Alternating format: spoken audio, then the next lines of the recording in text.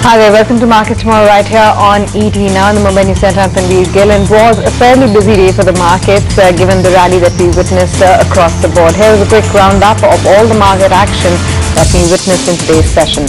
The Nifty ended above 88.50 after US Fed kept rates unchanged. All sectors except IT traded with gains. Nifty advance decline ratio was also robust in the favor of advances, with the VIX, which is the volatility measure, declining 9.5%.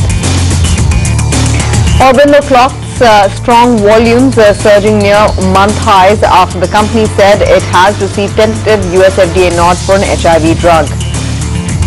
In fact, it was the top stock of the day, up 6%. L&T bagged orders from Vietnam border guard worth about $100 million for design and construction of high-speed patrol vehicles in India, vessels actually, and that helped the stock close high by about 2%. In the meantime, Patanjali is not too much of a threat. That's the word coming in from ITC. An exclusive chat with ET Now CEO of Foods Division asserts that the conglomerate is as Indian as its burgeoning rival, adds it has no intention of slashing prices. In some other stock stories that dominated trade, Bharat Financial's president Dilli Raj stepped down amid the ongoing investigation into a financial probe pertaining to First Leasing Company. MD and CEO M.R. Rao will continue to oversee his responsibilities. The stock, however, given the flurry of activity in NBFCs, is up about 4.5%. And finally, IDBI Bank jumped in trade after the bank sold 6,75,000 shares in NSE to TIMF Holdings.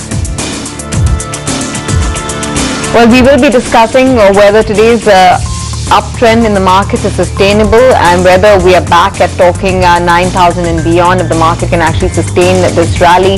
Voices lined up on the show include Nilesh Shah, MD Kotak AMC, Arvind Sanger, Managing Partner Geosphere, and Mahesh Joshi, Fund Manager at Angel Broking, joining us for his fundamental take on the markets. The question of the day then is, will the relief rally that we are seeing in the markets continue, led by global cues which have been supportive?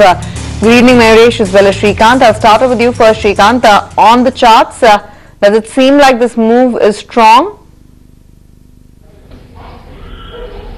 Good afternoon. Well, for Nifty, our view is that the way it recovered from the levels of 8700 and moved back to the levels of 8700, and again the overall flows which are there in the market, US event also closed on the positive note. So overall, we are of the view that the way the Nifty is holding around lower levels and it's forming higher lows, we are of the view that it is going to sustain its current run up. Today, especially when the market has fallen to a day's low of 88.40, 88.35, and from there when we saw a reversal activity in the market, that time we saw especially activity in all rate sensitive stocks, in metals, infra, as well as in PSU banks. So one thing is very clear, that there is a renewed interest in the market, and again we are going to see the levels of 89.30, 89.50 in the near term. So broadly, the market is in the range of 89.50, 89.70 on the higher side, and 8700 on the downside. Mahesh, what is it that you're advising clients to do right now? Buy more?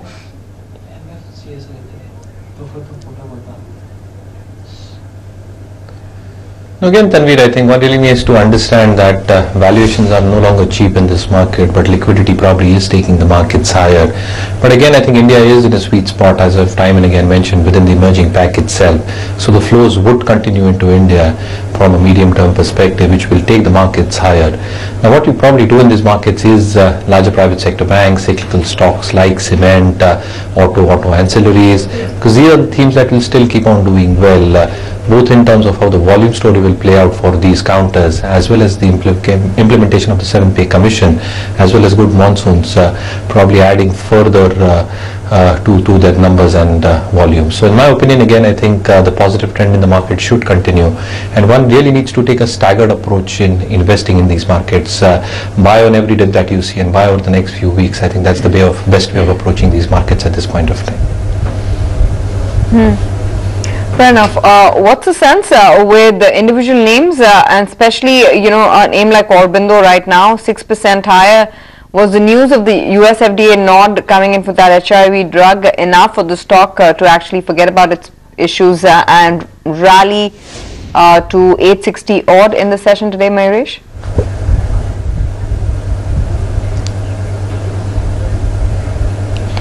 No, but this is one stock, Tanveer, that I've always liked from lower levels, and the premise was that the kind of drugs that are going off patent, $70 billion odd over the next few years, presents a huge opportunity for a firm like Aurobindo Pharma.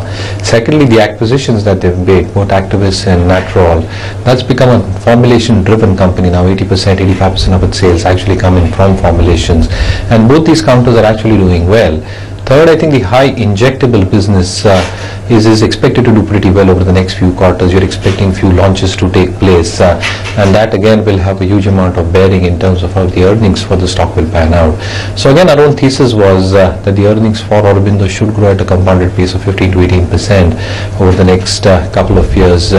Based on all these assumptions going forward, EBITDA margin should be quite strong, anywhere between 22.5 to 23 odd %. And though you might see some amount of elevated R&D expenditure going forward, the ANDA pipeline itself is pretty strong. So I think anybody holding on to a stock like Aurobindo should definitely hold on. On the charts, Shrikant, how was Aurobindo looking? See, Aurobindo Pharma has formed symmetrical triangle on daily basis, and today the stock has broken its multi-resistance level of 800, 805, where the stock has spent a lot of time in last 2-3 weeks.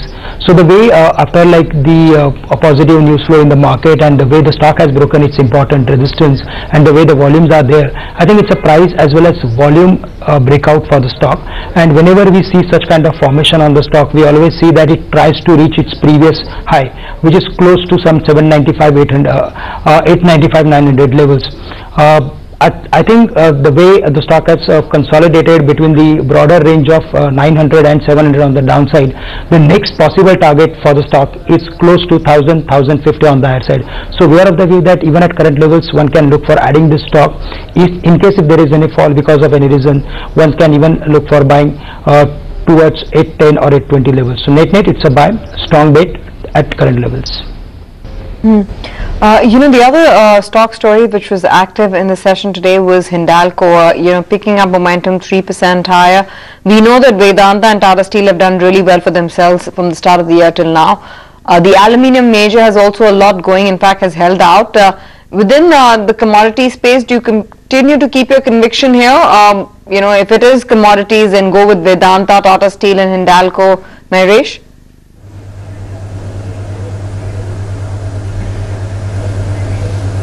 Again, Tanveer, I think these players probably have run up a little bit too much in terms of their core valuations. Secondly, I think if you look at their inherent strength, I think the volume pickup activity on the domestic side has been pretty strong.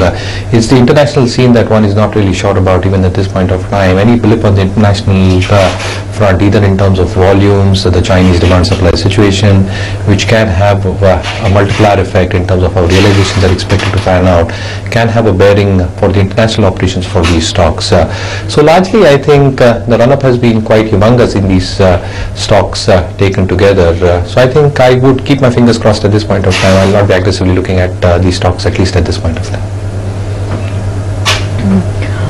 Okay, and I just wanted to touch upon some of the NBFCs that rallied in this session. What's the view on Bharat Financial? Despite the management rejig, the stock was up 4%, Mahesh.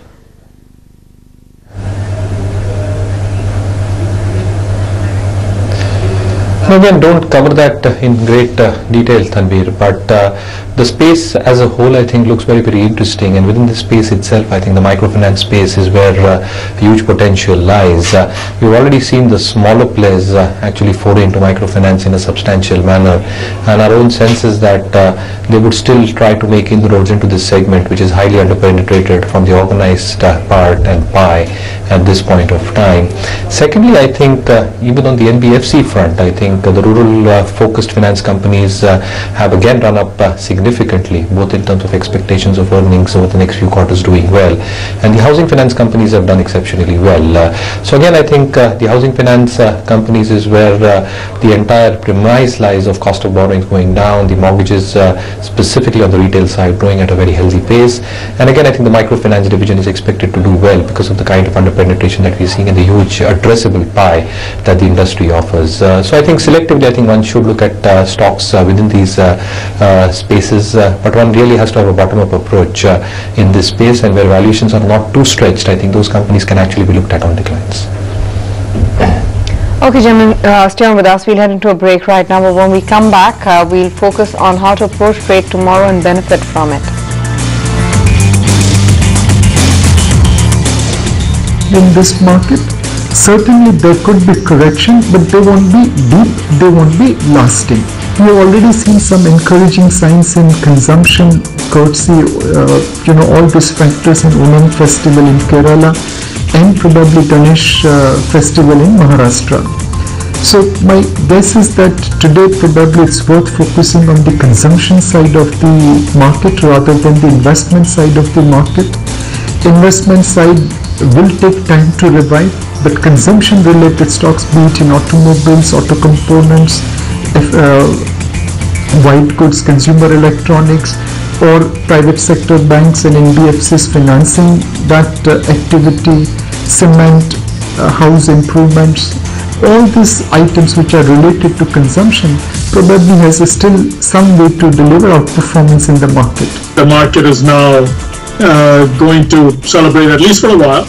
I think though the dissent of 3 of the Fed voting members wanting to hike rates suggests that the rate hike is better than a 50% probability of a hike in December. I think right now the market's in a relief mode, and it's going to stay in a relief mode for a while. But I think we have to keep in mind that this is not forever postponed, but for now we're okay.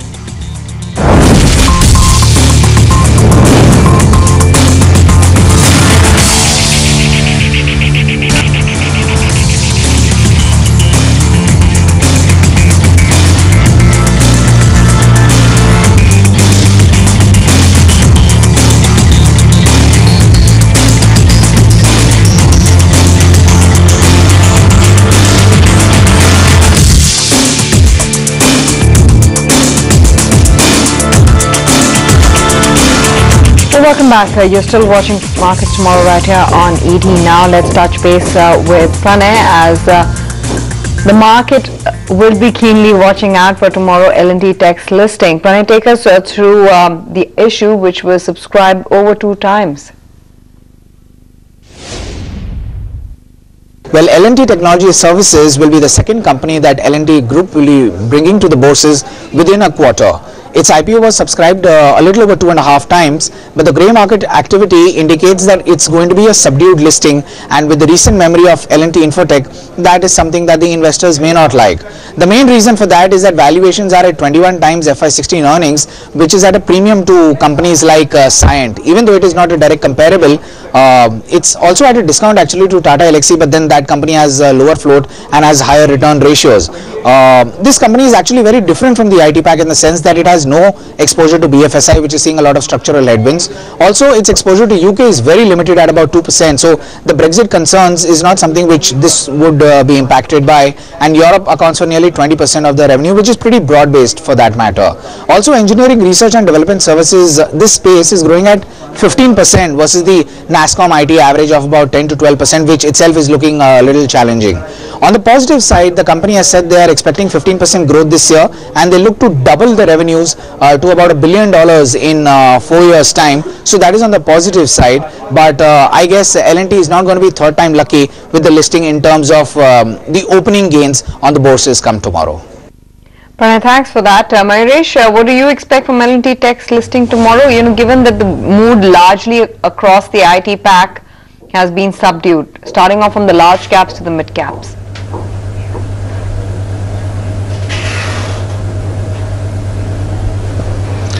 No, again, largely Tanveer, I think the entire thesis has been that Q1 was marred with wage hikes and visa costs. Post that, you've seen some cancellation happening and guidance is being lowered for a few companies. And again, typically Q3, Q4 turn out to be weak quarters for IT companies, more or less because the discretionary spending trends are determined by clients during those quarters. So the entire onus in terms of asking rate for meeting the constant currency guidance falls on Q2. So the Q2 numbers might be actually quite reasonable for top tier IT companies and a few of the mid-cap IT companies, but the sustainability in achieving the the full year guidance in terms of constant currency will be a little challenging. So in that sense itself, I think the valuations appear extremely lucrative at this point of time for top tier names and selective mid tier names. My own sense is that the underperformance might continue. So I think ideally one should either wait for the Q2 results or buy in a staggered manner over the next few months. But waiting for results, hearing the commentaries out, and then taking a call would be the best way to approach IT as a sector. Srikanth, what's your overall call on the IT pack on the charts, especially among the large caps, Infosys, TCS in particular? Do they continue to languish, or is there an opportunity? I think the sector is clearly underperforming, and if you go through with the overall pack or other indices, then it is the only sector which is underperforming heavily. In fact, we have not seen any major short selling or extreme sell-off in the particular sector, and that is like we are of the view that we are going to witness in the near term. So we are of the view that we should avoid this sector at least for the time being, especially Infosys, TCS as well as Wipro. But yes, in that particular space, HCL Tech is the space. HCL Tech is the stock where like we can see some amount of buying attraction, and if there is any buying happens in this particular sector, then we can expect activity out of HCL Tech. Otherwise, I think the sector is going to languish. Fair enough. From among the banks, is the view still with private banks, or are you selectively pushing for PSU banks as well, the likes of Bank of Baroda, SBI, Punjab National Bank for that matter, Mayuresh?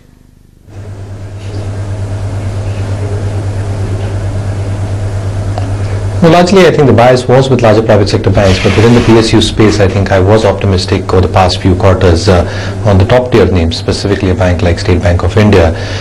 Largely I think the performance will now be driven in terms of how the asset quality will pan out, and though I think a lot of front-ending has happened or front-loading has happened in Q1, I think Q2 will also witness some amount of asset quality pressures being actually brought into the book and recognized onto the P&L.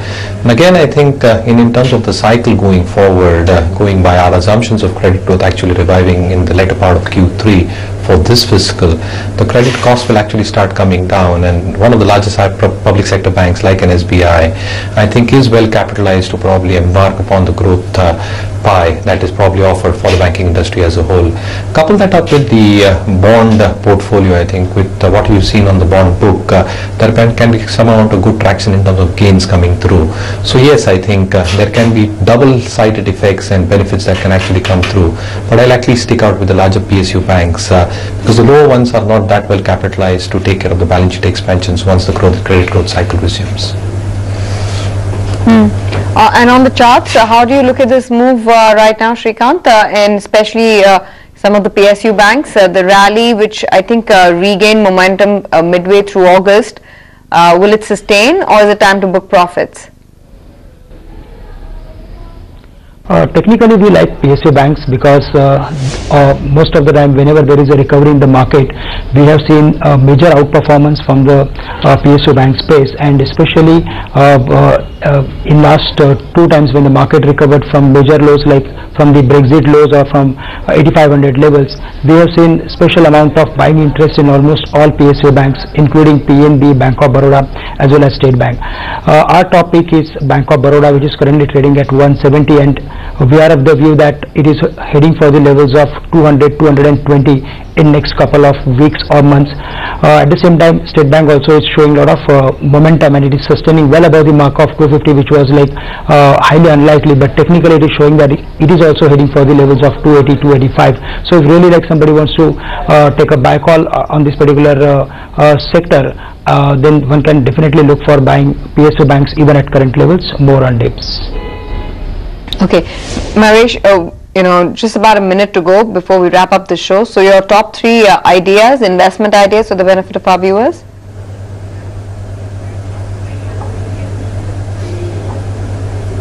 No, as I said, I think larger private sector banks, stock NBFC is something that I like. Cement companies is something that I'll still prefer on declines and in a very staggered manner. And out of the mid caps, I think within the textile space, Siaram Silk Mills is something that I continue to prefer even at this point of time. Market leadership positions in blended fabrics. You probably got entry points across the entire value chain that they have to offer, which is very, very competitive compared to its peers like a Raymond or a Grasim. Second, I think the distribution network itself is very, very strong. They're entering into the ethnic women's wear segment, which has a huge potential going forward. And again, our own estimates suggest a top line growth of 12%, bottom line growth of 14%, EBITDA margins sustaining between 11.5% and 12%, and valuations at the current juncture at 10.5 times FY18 numbers, not looking too expensive. Okay, and Shrikant, very quickly, your ideas, your strategies for tomorrow? We like Bank of Baroda, which is currently trading at 170 levels. Here we have a view that we can take long call with a stop loss at 167 on the downside, and we can keep a target of close to 180, 183 on the high side. We also like TVS Motors, which is into technical breakout above the levels of 340, 345, and here we have a view that it is heading for 380, 385 levels. So with a final stop loss at 335, 334, we can take long positions on TVS Motors. And lastly, from the cement space, India Cement is the stock to look for. It is at 151 levels. With a stop loss at 147, we can take long positions, and we are of the view that it is heading for 160, 163 in next couple of days. Okay, gentlemen, we leave it at that. Thanks very much for taking out the time to speak with us. I really appreciate your views as always and your insights to help our viewers approach trade tomorrow. We will see you with the markets tomorrow morning at 8 a.m. Till then, thanks very much for watching Market Tomorrow.